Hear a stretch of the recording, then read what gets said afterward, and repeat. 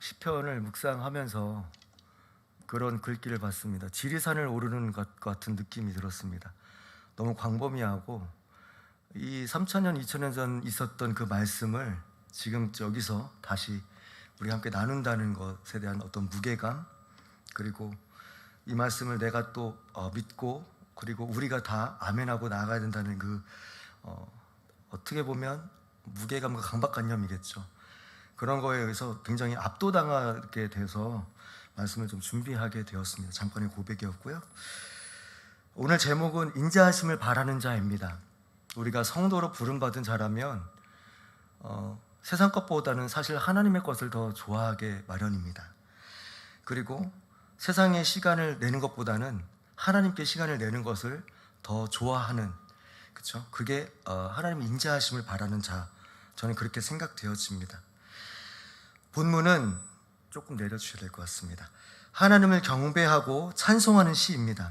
이렇게 앞에서 우리가 계속 찬양을 드렸는데요, 정말 많은 것들을 안고 왔겠지만 찬양하면서 하나님의 은혜를 구하고 국리를 여겨달라는 마음을 가지고 계속 간절히 기도하면서 주님 오늘도 역사해달라고, 또 우리 삶을 주관해달라고 마음을 다해서 우리가 다 찬양을 했습니다.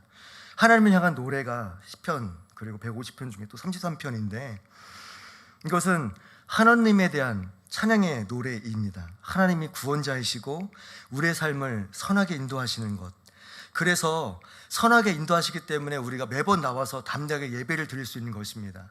넘어지더라도, 조금은 불편하더라도, 어떤 때 어느 순간에 조금은 우리가 나답지 않은 모습일지라도 담대하게 찬양하고 예배 자리에 올 수 있는 이유는 바로 하나님이 우리의 주권자가 되시고 우리를 인도하시기 때문에 그것을 담대하게 우리가 고백하며 나아갈 수 있는 것입니다. 이 배경은 학자들이 대체적으로 아수르, 사네립, 남유다에 쳐들어왔을 때 그때의 시기로 봅니다. 아수르로부터 위협받았던 이스라엘의 어떤 그런 상황을 좀 배경으로 볼 수가 있습니다. 그러니까 이방인들이 쳐들어왔던 그 상황, 그러면서 그런 와중에 하나님을 경험하고 그리고 체험했던, 그러면서 하나님을 찬양했던 순간들입니다. 시편 33편 시인은 하나님의 백성을 향한 사랑을 이렇게 소개하고 노래하고 있습니다. 그러면서 우리들에게 말하는 것이 뭐냐면 나같이 여러분도 같이 찬양하자 지금 권면하고 있는 것입니다. 이 본문 찬양시는 역사적으로 예배 중요한 요소가 많이 있는데 찬양이 참 중요하다고 생각이 되었습니다. 종교 개혁을 하고 이 개신교가 계속 발전하면서 예배 음악이 점점 발전하고 또 말씀도 발전하고 그러면서 하나님과 계속 관계를 맺는 것을 볼 수가 있습니다. 무엇입니까? 이렇게 하는 것들이 결국 우리가 삶의 자리에서 어떻게 하냐라는 것입니다. 예배를 드리고 성령 충만해서 결국 뭘 하냐는 것입니다. 우리가 세상에 나가서 그렇게 충만함으로 살아내야 된다는 것이죠. 그리고 찬양해야 된다는 것입니다. 찬양시가 오늘 33편인데요 하나님은 영광을 받기 위해서 인간을 창조하셨습니다. 우리는 본래 복의 상태였습니다. 아담과 하와는 복의 상태였죠. 근데 어땠습니까? 다 알다시피 그 선악과를 먹고 우리는 복의 상태로부터 멀어졌습니다. 죄악의 상태가 되었죠. 놀라운 것은 그 하나님이 독생자 예수님을 보내주셔서 모든 것들도 해결해 주셨습니다. 그래서 우리가 예수만 믿기만 하면, 그렇죠? 우리가 정말 진정으로 영혼이 입술로 마음, 생각이 그리고 우리가 모든 것들을 다해서 하나님을 진정으로 믿으면 우리는 그냥 구원받게 되는 것입니다. 아무런 조건도 없는데, 아무런 자격도 없는데, 많이 배우지도 않았는데, 많이 갖추지도 않았는데 그냥 하나님이 찾아오셔서 우리를 구원하신 것입니다. 그러면서 하나님께서 요구한 것이 무엇입니까? 예배하라는 것입니다.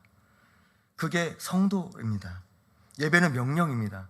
하나님께 예배 드리게끔 창조된 것이 우리입니다. 이스라엘 백성이 하나님과 만남을 위해서 성전 예배를 드릴 때 5가지 있었죠. 화목제, 속건제, 번제, 소제, 또 속죄제. 그래서 하나님께서 하라고 하신 것을 인간이 지키지 않았을 때 드린 제사를 드렸고, 양을 희생물로 드린 제사를 드렸고, 또 완전하게 내 모든 것을 태워버린다는 제사, 하나님과 교제하기 위해서 제사 드리고, 또 자발적으로 하나님과 사귀려고 제사 드렸던 것을 구약에서 우리가 볼 수 있습니다. 그러면서 했던 것이 무엇입니까? 하나님을 찬양하는 것입니다. 우리가 예배를 드릴 때 특히 공예배라고 하죠. 적절한 표현인지 모르겠지만 그럴 때 찬양대나 성가대가 찬양을 합니다. 정말 아름답습니다. 이 구약시대에도 레위지파가 선택된 사람들이 따로 찬양을 했습니다. 왕의 명령에 따라서 신령한 노래를 했던 것이죠. 제사장들과 마찬가지로 음악을 맡은 레위인들이 성별된 복장과 성별된 거룩함을 가지고 하나님을 찬양했습니다. 맡겨진 것에 충실히 임했습니다. 그때나 지금이나 우리는 찬양하는 이유가 무엇입니까? 우리가 무엇 때문에 이렇게 예배합니까? 그것은 하나님께서 우리를 돌봐주시기 때문입니다. 그리고 계속 우리를 지켜주시기 때문입니다. 우리가 인정하든 인정하지 않든 그것은 중요하지 않습니다. 그냥 주님의 속성입니다. 하나님을 찬양하는 이유는 거기에 있는 것입니다. 12절을 좀 볼게요. 여호와를 자기 하나님으로 삼은 나라 곧 하나님의 기업으로 선택된 백성은 복이 있도다 말씀합니다. 하나님의 뜻과 생각이 역사 속에 계속 흘러가는데, 그러면서 우리는 우리의 한계를 보게 됩니다. 하나님을 모신 나라 이스라엘은 많이 무너지고 많이 넘어지고 하나님께 많이 혼났지만 사실 복의 나라입니다. 정말 하나님이 그들을 인도하신 사건들을 보면 우리가 형용할 수가 없습니다. 어떻게 이렇게 하나님께서 그렇게 사랑하셨을까? 출애굽을 한 후에 홍해를 건너고 시내산에서 언약을 하나님께서 주셨습니다. 일방적으로 약속하셨죠. 언약은 무엇입니까? 인간관계에 있어서 서로 이익이 되는 것을 말로 하는 것이 약속인데, 언약은, 하나님의 언약은 그냥 은혜 통보입니다. 하나님이 통보해 주신 것입니다. 출애굽기 24장 12절에 보면 여호와께서 모세에게 이르시되 너는 산에 올라 내게로 와서 거기 있으라. 네가 그들을 가르치도록 내가 율법과 계명을 친히 기록한 돌판을 너에게 주리라. 하나님이 일방적으로 약속하셨습니다. 애굽에서 430년간 종살이 하던 이스라엘 사람들이 하나님의 은혜 가운데 또 해방이 되고 나서 시내산에서 이르렀을 때 십계명을 비롯한 율법을 하나님으로부터 받았습니다. 그러면서 성막을 제조하고 성물을 만들고 하나님의 지시를 받고 그러면서 하나님의 약속을 붙들었던 이스라엘 백성들입니다. 이 세상을 만드신 하나님께서 우리의 인생을 계속 보고 계십니다. 그러면서 모든 것들을 다스리시고 우리들을 계속 이끄십니다. 어느 누구도 하나님의 눈을 피할 수 없습니다. 하나님이 보는 것은 세상뿐만 아니라 성도도 보시고 우리의 마음도 보시고 우리의 상황도 보십니다. 감찰하시는 하나님, 주관자이신 하나님, 우리의 양심도 꿰뚫어 보시는 하나님이십니다. 이 세상을 만드신 하나님께서 하늘보좌에서 그렇게 보시는 13절을 좀 볼게요. 여호와께서 하늘에서 구워보사 모든 인생을 살피시며, 계속해서 우리를 구워보시고 살펴보신다라는 것이죠. 이 33편 시인은 인생들의 모든 것을 보고 계신다고 13절에서 지금 강조하고 있습니다. 감찰하시는 하나님, 우리를 살피시는 하나님, 이스라엘 백성을 살피신 것처럼 우리를 계속해서 그렇게 절망 속에서도 희망과 용기를 갖게 해줍니다. 마치 이런 어떤 메시지가 희망 고문인 것 같고 어떻게 보면 참 잡히지 않은 것 같지만 하나님의 이 능력이고 속성이라는 것입니다. 우리들이 계속 이것을 말씀하고 있는 것입니다. 모든 것을 감찰하시는 하나님이기 때문에 이스라엘 백성들이 자주 넘어졌지만 한순간도 사실 함부로 할 수 없었습니다. 우리도 마찬가지죠. 우리가 예수님의 이름으로 시인하고 하나님께 고백했던 우리가, 성도로 부름받은 우리도 사실 함부로 한순간도 할 수 없는 존재들입니다. 무섭지 않습니까? 하나님의 바라보심이 있기 때문에, 하나님이 계속 우리의 인생을 감찰하시기 때문입니다. 13절 읽었지만 12절에 하나님의 백성을 보호하시고 계속 옳은 삶으로 하나님은 이끄신다라는 것입니다. 여호와, 창세기 2장 7, 8절을 좀 읽겠습니다. 여호와 하나님이 땅의 흥으로 사람을 지으시고 생기를 그 코에 불어넣으시니 사람이 생명이 되니라. 여호와 하나님이 동방의 에덴 동산을 창설하시고 그 지으신 사람을 거기에 두시니라. 하나님이 지으시고 땅으로 거기에 두셨습니다. 그러면서 하는 것이 무엇이냐면 보시는 것입니다. 우리의 마음을 지으시고 우리의 모든 것들을 만드셨습니다. 마치 토기장이 같이 진흙으로 빚으신 것이죠. 인간의 마음을 빚으시고 우리를 창조하셨기에 사람들의 생각과 행동이 어떻게 되는지를 하나님은 너무 잘 아십니다. 스가랴서 12장 1절을 보겠습니다. 이스라엘에 관한 여호와의 경고의 말씀이라. 여호와 곧 하늘을 펴시며 땅에 터를 세우시며 사람 안에 심령을 지으시니가 이르시되. 인간의 마음의 구조를 만드시고 겉과 속을 잘 아시는 하나님. 오늘 본문 16절 17절에 보면 없으며 구원하지 못하는도다, 헛되다, 구하지 못하는도다, 이렇게 나열하는 것을 볼 수 있습니다. 살아가면서 사실 많은 이 당시에 군대라고 표현하고 또 군마라고도 표현하는 단어들이 등장을 합니다. 우리에겐 참 친숙하지 않은 단어들입니다. 무엇을 말하면 하나님으로부터 나왔다라는 것입니다. 많은 군대, 군마, 아무리 힘이 있더라도, 어떤 권력이 있더라도, 사실 내가 정말 굴욕적인 어떤 대상이 있더라도 그것들이 하나님 앞에 견줄 수 없다라고 지금 말씀하고 있는 것입니다. 인간의 힘과 어떤 위대함이 있는 것이 아니라 하나님의 힘과 하나님의 위대함을 지금 빗대어서 말씀하고 있습니다. 인간은 스스로 구원하지 못합니다. 이 세상에서 가장 강한 것은 하나님이시라는 것이죠. 시인은 많은 군대를 말하면서 인간의 힘이 얼마나 헛된 것인지를 설명하고 있습니다. 많은 군대가 무슨 필요가 있겠냐라는 것이죠. 세력이 많고 수가 많고 물질이 많고 뭐가 많은들 하나님 앞에서 뭐를 비교할 수 있냐라는 것입니다. 하나님이 더 크다라는 것이죠.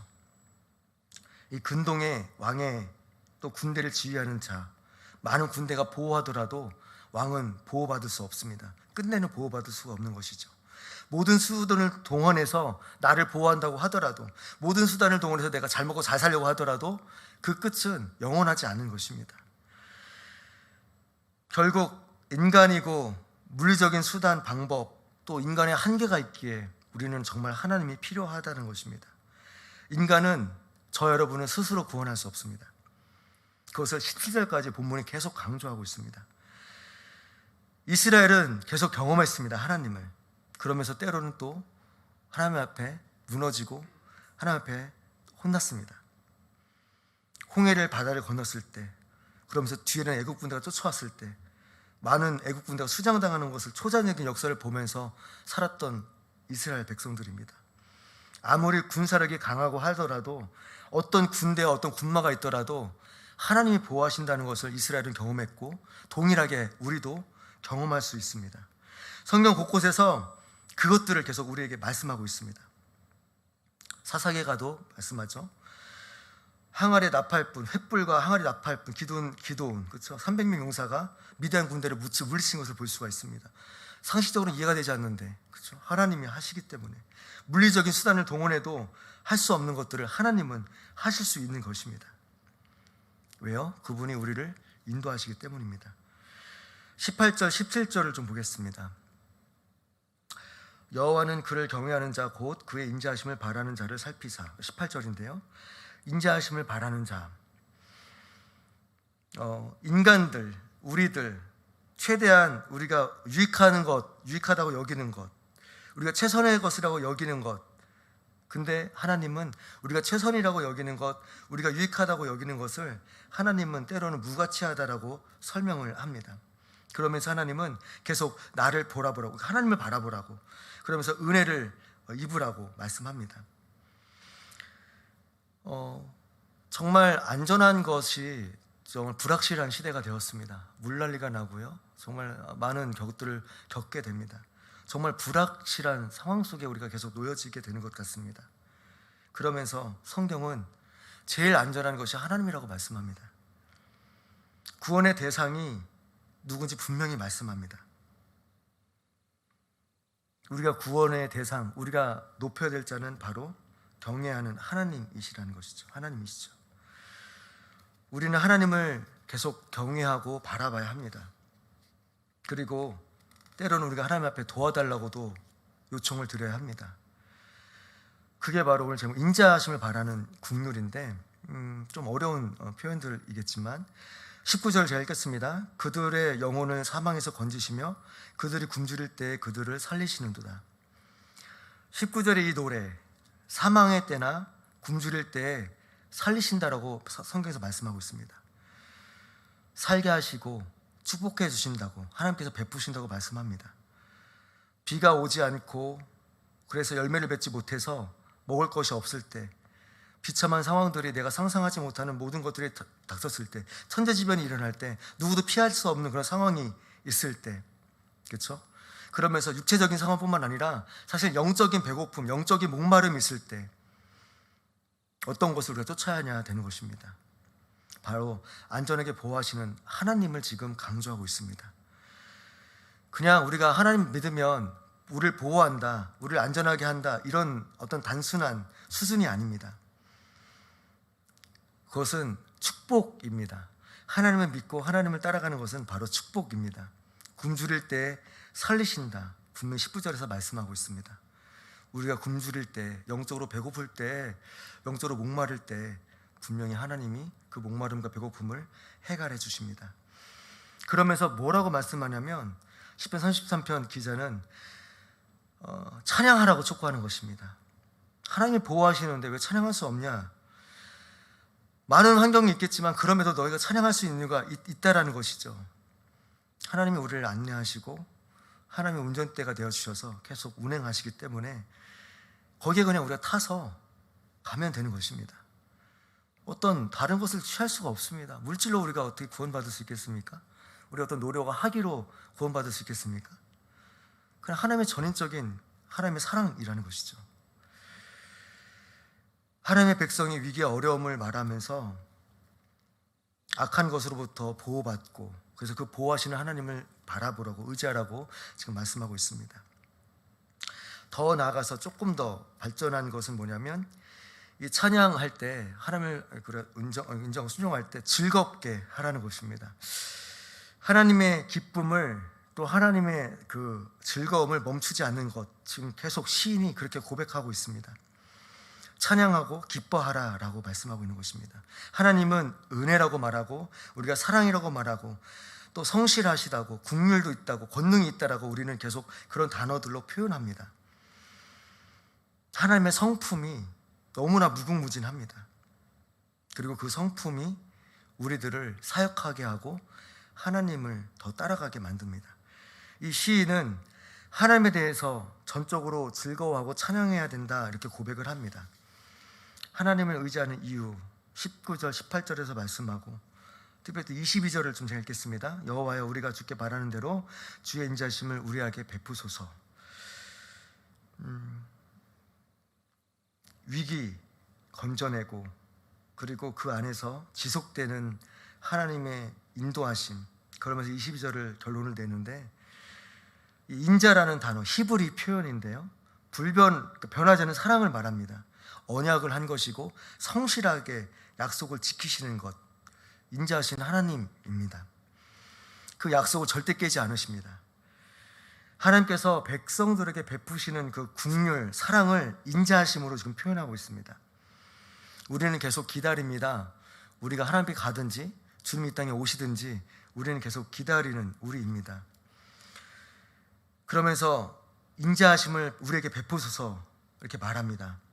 끊임없이 새로운 삶에서 새로운 것들, 또 새로운 하나님을 경험하게 해달라고. 이전 것도 참 좋고 은혜도 다 좋지만 계속 하나님께서 새로운 역사를 만드시는데, 그렇게 우리도 나도 그렇게 경험해달라고 지금 시인이 그렇게 기도하는 것입니다. 인자하심, 주님을 바라보는 것들을 말씀하고 있습니다. 하나님의 은혜, 사랑, 아무리 조건 없더라도 이 22절에서 포함하는 것이 우리의 반응도 말하고 있습니다. 하나님의 무조건 사랑이 있지만 우리도 그 반응하면서 따라가야 된다는 것이죠. 끊임없이 간구하고 갈급하고 목말라하고 배고파하고 많이 무너지고 그럴 때에도 끊임없이 하나님의 소망을 생각하면서 계속 붙잡고 나아가야 된다는 것입니다. 반응해야 된다는 것이죠. 하나님의 백성은 무엇입니까? 저 여러분은 오늘 끝나고 교회 성전에 나가서, 예배당에 나가서 또 어떻게 또 삶을 살아내시겠습니까? 사실 많이 무겁습니다. 성도로 살아낸다는 것은 어찌 보면 굉장히 책임감과 또 다른 나의 어떤 증인의 삶을 살아내야 되기에 좀 진지한 면이 있습니다. 근데 오늘 시편 기자가 그럼에도 그 거룩한 예수님의 이름을 붙들라고, 하나님을 의지하라고 말합니다. 그리고 계속 하나님의 은혜를 기억하라고 말합니다. 담대하라고 말합니다. 시편의 시인은 결론을 계속 그렇게 말하는 것이죠. 하나님 바라보라고, 하나님의 인자하심이 분명히 있기 때문에 바라보라고 하면서 말씀을 마칩니다. 이렇게 마치는 시편 33편입니다. 특별히 22절을 보면 좀 재미있는 표현인데요. 찬양하다가 갑자기 이렇게 기도하는 걸로 이렇게 마치는 것을 볼 수 있습니다. 우리에게 베푸소서라고 말하죠. 굉장히 시적인 표현입니다. 찬양은, 성도는, 우리는 하나님께 도움을 구하는 자들입니다. 그리고 어떠한 상황 속에서도 우리는 찬송하는 자들입니다. 하나님을 주님으로 모시는 것은 정말 큰 축복입니다. 그리고 하나님께 대한 우리의 반응은 당연한 것입니다. 저 여러분은 예배 드리기 위해서 태어났습니다. 찬양을 하기 전에 먼저 하나님 앞에 물론 점검도 하고요, 또 회개도 하고요. 그러면서 순간순간을 정말 피를 또 살을 깎는 심정으로 힘써야 합니다. 그게 사실 성도의 특권입니다. 하나님을 믿지 않는 자들은 하나님을 찬양할 수 없습니다. 하나님을 믿는 자들은 하나님을 찬양할 수 있습니다. 우리 입술의 고백, 그리고 찬양, 그리고 하나님의 말씀대로 살아가는 우리의 몸부림이 하나님 보실 때 내가 너를 안다, 참 수고했다, 그렇게 인정받길 예수님의 이름으로 축원합니다.